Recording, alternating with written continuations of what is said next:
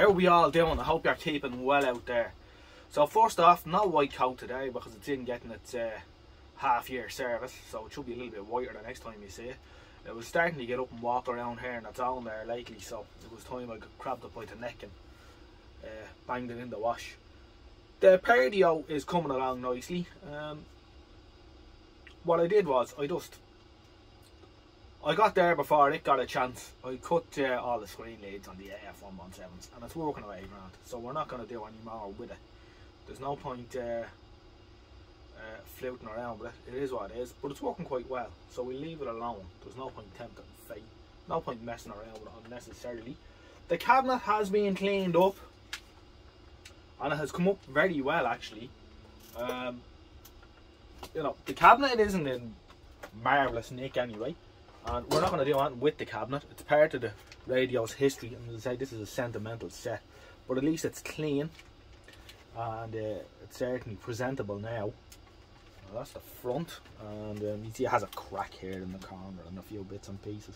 I don't think it's a sort of a plastic, but it's like it's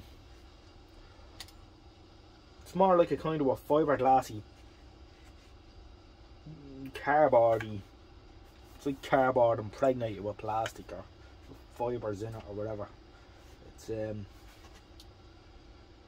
yeah, early plastics, but it's very respectable looking. The only thing I'm missing here now, and I'm looking around here for one, but I haven't found one just yet. Turn on the noisy light. We're missing an insert here out of the cabinet for the screw. One of the brass inserts is missing here, so I'm looking around. I'm sure I have something suitable around, lying around somewhere. So that's where we're at. And this is the back cover. Again, all the grime is off it. It has come up reasonably well.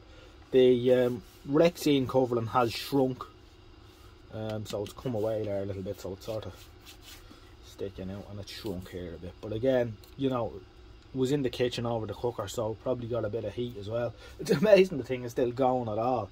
But yeah, so it is what it is. But as I say, the goal is presentable. You know, this is going to live on a shelf in an office. So,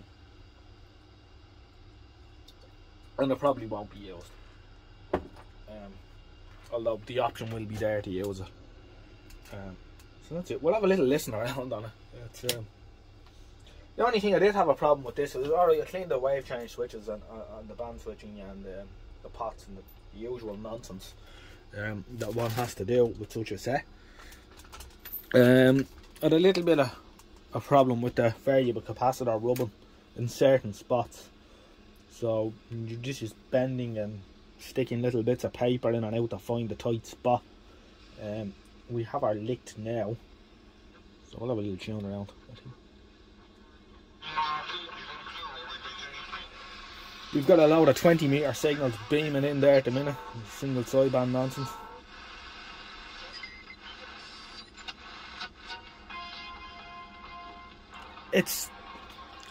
I think it's more sensitive than the Eddystone, to be honest with you. I think it's a better radio, while the Eddystone is in a stronger, you know, more rigid box to help cut down on drift. This will probably drifts a bit due to its construction. It's not overly rigid.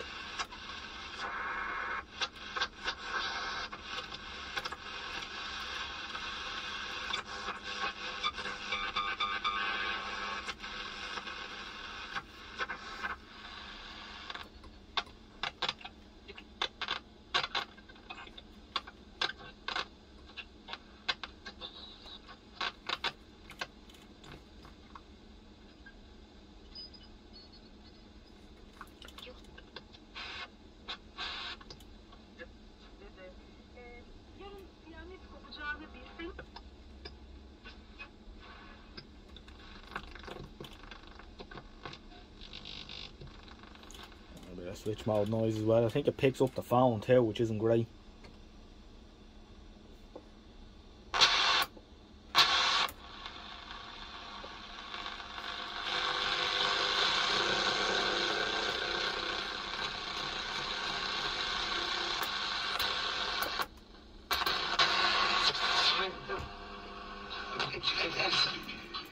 If it's true that... That's medium wave.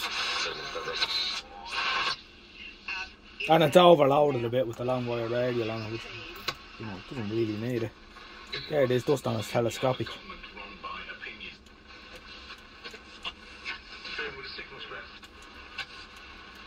4,000 people a year die of sepsis in England, on average. 20,000 cancer.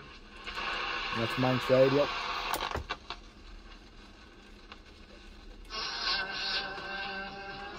RTA.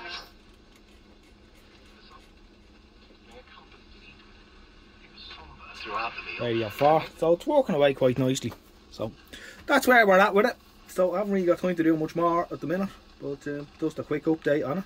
It's working away, and the cabinet is now in a more presentable fashion. Alright, I'll catch you again in the next one. Have a nice weekend out there, and I'll see you soon. Bye bye for now.